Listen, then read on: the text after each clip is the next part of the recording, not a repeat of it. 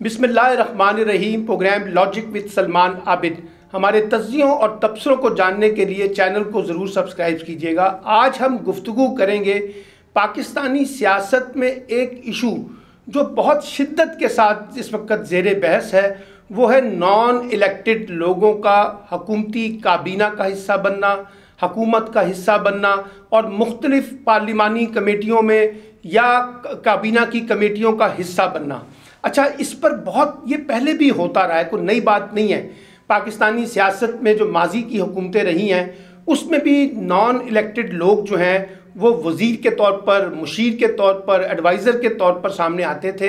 लेकिन इमरान खान की हुकूमत में हमने देखा कि वज़ीरों के नाम पर जो मुशीर हैं, जो एडवाइज़र्स हैं, इनकी तादाद में बहुत ज़्यादा इजाफा हो गया है। और पीटीआई की हुकूमत के बारे में एक राय ये बनती जा रही है कि इसमें ज़्यादातर फैसले करने वाले जो लोग हैं वो नॉन इलेक्टेड हैं। तो इस तरह से एक बहस जो है इलेक्टेड और नॉन इलेक्टेड के दरमियान हो रही है और कहा यह जाता है कि नॉन इलेक्टेड के पास कोई इख्तियार नहीं है कि वो इस तरह से पाकिस्तानी सियासत में असरअंदाज हों, बड़े ओहदों पर आएँ। ये बहस हमेशा से रही है पाकिस्तानी सियासत के अंदर। अच्छा, इसी बुनियाद पर इस्लामाबाद हाई कोर्ट में एक पटिशन थी और अभी हाल ही में इस्लामाबाद हाई कोर्ट के जो जज हैं जस्टिस आमिर फ़ारूक साहब और जस्टिस ग़ुलाम आज़म की सरबराही में एक बेंच ने ये फ़ैसला किया है कि जो लोग भी जो इस वक्त एडवाइज़र्स हैं वो अगर काबीना की कमेटियों के रुकन हैं या काबीना की डिफरेंट कमेटियों की सदारत करते हैं तो उनको उससे कहा गया है कि ये तकरीरी ठीक नहीं है और उनको उनसे बाहर निकाला गया है। अलबत्ता ये हक़ ज़रूर तस्लीम कर लिया गया है कि एडवाइज़र रखना या मुशीर रखना ये प्राइम मिनिस्टर की स्वाबदीद है, वो रख सकते हैं। अलबत्ता इसमें उन्होंने 5 अफराद का कहा है कि 5 अफराद को रखने का हक़ प्राइम मिनिस्टर के पास है। अब आप देखिए कि इस वक्त ख़ास तौर पर जो वज़ीर ख़जाना है हफीज़ शेख साहब, डॉक्टर इशरत हुसैन साहब, बाबर अवान साहब, शहजाद अकबर साहब, नदीम बाबर साहब, फ़रूक नसीम साहब, रज़ाक दाऊद साहब और शहबाज गिल साहब इस वक्त हमें मरकज़ में नज़र आते हैं मुख्तलिफ जिसे कहते हैं एडवाइज़री के रोल में। और उन पर और इनमें से जो हैं जो कम अज़ कम जो इस वक्त आप देखिए कि 7 ऐसी काबीना की कमेटियाँ हैं जिसमें हफीज़ शेख साहब उसकी सरबराही करते हैं। तो इसलिए ये सवालात तो उठते हैं। अब इसमें एक सवाल ये उठता है कि क्या ये नॉन इलेक्टेड लोग ज़रूरी हैं?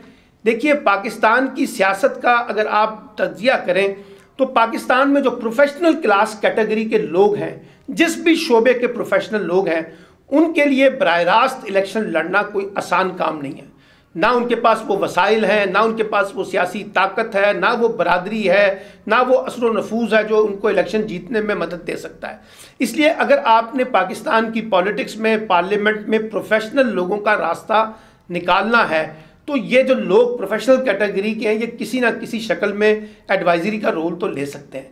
अलबत्ता मेरा इसमें कंसर्न सिर्फ ये है कि जब आप किसी एडवाइज़र को रखते हैं, मुशीर को बनाते हैं, तो फिर अगर वो कैबिनेट का हिस्सा मुस्तकिल बन जाए तो ये मैं समझता हूँ कि गलत है, वो कैबिनेट का रुकन नहीं हो सकता। अलबत्ता कैबिनेट के किसी इजलास में बतौर एडवाइस के तौर पर उनको बुलाया जा सकता है, बतौर अपनी एक्सपर्टीज़ के मुताबिक अगर कैबिनेट को कोई मशवरा दरकार है तो उनसे लिया जा सकता है। लेकिन हमारे यहाँ ये हो रहा है कि इनमें से बेशतर मुशीर जो हैं वो बाकायदा कैबिनेट का हिस्सा है, जो कि मैं समझता हूँ ज़ाती तौर पर ये दुरुस्त नहीं है। एक बात। दूसरी बात यह है कि देखिए, हम नॉन इलेक्टेड लोगों से खौफजदा क्यों हैं? अगर नॉन इलेक्टेड लोग जो हैं वो आते हैं और आके कुछ कंट्रीब्यूट करना चाहते हैं तो उसमें क्या मुज़ायका है पाकिस्तान के लिए? अच्छा, अब फिर हम उनकी नेशनलिज्म पर, उनकी नेशनलिटी पर सवाल उठाते हैं, उनकी मुल्क से वफादारी पर सवाल उठाते हैं। फिर हम ये कहते हैं कि ये गैर मुल्क में रहते हैं, ये गैर मुल्की एजेंट हैं, ये गैर मुल्की इदारों के लिए ऑपरेट करते हैं। फिर हम इस तरह की इल्ज़ाम तराशियाँ कर देते हैं। ये खेल जैसे मैंने कहा कि माजी में होता रहा है, इसलिए अब भी हो रहा है। तो हमें बुनियादी तौर पर जो सवाल उठाना चाहिए वो ये कि जो नॉन इलेक्टेड लोग हैं अगर वो किसी एडवाइजरी पोजीशन के ऊपर आके सर्व करना चाहते हैं तो उनका रोल एडवाइजरी तक ही महदूद होना चाहिए, उनको कैबिनेट का हिस्सा उस तरह से नहीं बनना चाहिए। एक बात। और मैं समझता हूँ, मैं तो इस बात पे बार बार लिखता भी रहा हूँ, बोलता भी रहा हूँ कि पाकिस्तान के इलेक्टोरियल सिस्टम में कुछ नशिस्तें प्रोफेशनल कैटेगरी के लोगों की होनी चाहिए। हर हुकूमत के पास ये इख्तियार होना चाहिए कि वो चंद नशिस्तें जो हैं, जो भी पार्लियामेंट तय करती है उसके मुताबिक वहाँ वो अपने प्रोफेशनल कैटेगरी के लोग जो हैं, चाहे उनका ताल्लुक़ किसी भी शोबे से हो, उनको वो अपनी मर्ज़ी और मंशा के मुताबिक ला सकते हैं।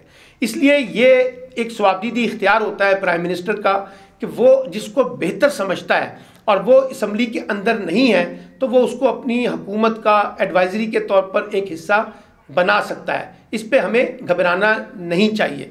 एक और चीज़ जिसको हमें देखना पड़ेगा कि अब जब इस्लामाबाद हाई कोर्ट का ये फैसला आया है कि ये डिफरेंट मुशीर जो हैं ये कैबिनेट कमेटी के रुकन या कैबिनेट कमेटी के सरबराह की सदारत नहीं कर सकते, तो अब हुकूमत के पास दो ऑप्शन है। एक ऑप्शन ये है कि वो इसके ख़िलाफ़ अपील में जाए और दूसरा ये है कि वो इस फैसले को कबूल कर ले और अपनी जो कैबिनेट कमेटियां हैं उसको रिविज़िट कर ले और वहाँ इन मुशीरों का रुकन बनना या उनकी सरबराही उनकी सदारत करना, उससे वो उनको बाहर कर दे। तो अब देखना ये है कि हुकूमत कौन सा रास्ता इख्तियार करती है, अपील का या इस पूरी कैबिनेट कमेटियों को रिवाइज़ करने का। ख्याल ये किया जाता है को कुछ लोग कहते हैं कि हुकूमत को एडवाइस ये दी जा रही है कि वो इसके ख़िलाफ़ अपील में जाए और कोर्ट में कहे कि ये ज़रूरी है। एक बात। दूसरी बात जिसको हमें ख़ास तौर पे देखना होगा कि हमारे यहाँ ये जो मुशीरों की तादाद है, जैसे मैंने कहा कि कोर्ट ने कहा कि 5 लोगों से ज़्यादा नहीं होंगे, तो उस पर भी फिर फोकस किया जाए। और ये कहा है अदालत ने कि इनको जो मराहत मिल रही हैं वो मराहत लेने का हक़ रखते हैं, लेकिन कैबिनेट के अंदर उस तरह से उनको पार्ट नहीं बनाया जा सकता। तो मेरे ख्याल के मुताबिक जो बात बुनियादी तौर पे हमें करनी है कि पाकिस्तान की पॉलिटिकल सिस्टम के अंदर बहुत सी इस्लाहात दरकार है। और देखिए जमहूरी सिस्टम जो है ना उसी सूरत में आगे बढ़ता है जब इसमें इस्लाहात होती हैं। इस्लाहात जमहूरी निज़ाम की कुंजी की हैसियत रखता है, एक की फैक्टर है, और ये वक्त के साथ साथ इसमें तब्दीलियाँ आती हैं। अब देखिए आपने जो पार्लियामेंट तश्कील दी है, जैसे मैंने कहा कि इसमें प्रोफेशनल कैटेगरीज़ के लोग बहुत कम हैं तो उनको लाने के लिए एक रास्ता तो निकालना पड़ेगा। दुनिया के बेशतर ममालिक ने प्रोफेशनल कैटेगरीज़ को पार्लियामेंट के साथ इंगेज करने के लिए, पार्लियामेंट का हिस्सा बनाने के लिए अपने अपने सियासी निज़ाम में इस्लाहात की हैं, और पाकिस्तान को भी ऐसी इस्लाहात करनी चाहिए, ना कि इसको एक ऐसी बहस बना दें कि हम लोगों की वफादारी को चैलेंज करना शुरू कर दें। यहाँ तो बदकिस्मती से जो इलेक्टेड लोग हैं उनकी वफादारी को भी चैलेंज किया जाता है, उनको भी जो है ना पाकिस्तान का दुश्मन समझा जाता है। तो नॉन इलेक्टेड के बारे में जो हमारी अप्रोच है वो ठीक नहीं है।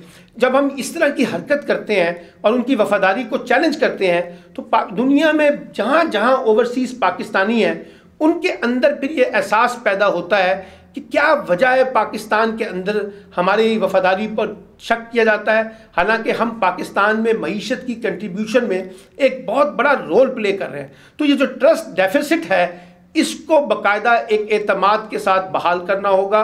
एक दूसरे को दुश्मन बनाने की बजाय, या देखने की बजाय, समझने की बजाय, परखने की बजाय हमें उनको पाकिस्तानी समझना होगा। और ये बात, एक बात जिसको मैं जहन में हमेशा से कहता हूँ, अगर ये तकरीरियाँ मेरिट की बुनियाद पे हों, शफाफियत की बुनियाद पे हों, वाकई प्रोफेशनल कैटेगरी के लोग वहाँ पर आके सर्व करें, पाकिस्तान को जो इस वक्त के क्राइसिस हैं उससे बाहर निकालने में कोई रोल प्ले करें, तो ये पाकिस्तान के हक़ में जाता है, ये पाकिस्तान की मुखालफत में नहीं जाता। ये कह देना कि जनाब ये गैर मुल्की एजेंडे के तहत आते हैं, इनको गैर मुल्की इदारे हम पर मुसल्लत करते हैं और ये एक ख़ास मंसूबे के तहत पाकिस्तान के निज़ाम को ख़राब करते हैं, और जब यहाँ से ख़राब कर देते हैं तो फिर ये वापस वहाँ से चले जाते हैं। देखिए कोई चीज़ जो ख़राबी होती है ना वो किसी फ़र्द वाहिद नहीं करनी होती, वो पूरे निज़ाम के साथ होती है। प्राइम मिनिस्टर जवाबदेह है, 5 साल बाद जाके उसने लोगों से वोट मांगने हैं अपनी परफॉर्मेंस की बेसिस पे। तो अगर वो गलत फैसले करेगा तो वो उसको जवाब दे अपने वोटरों को, अच्छे फैसले करेगा तो वोटर्स उसको अप्रिशिएट करेंगे।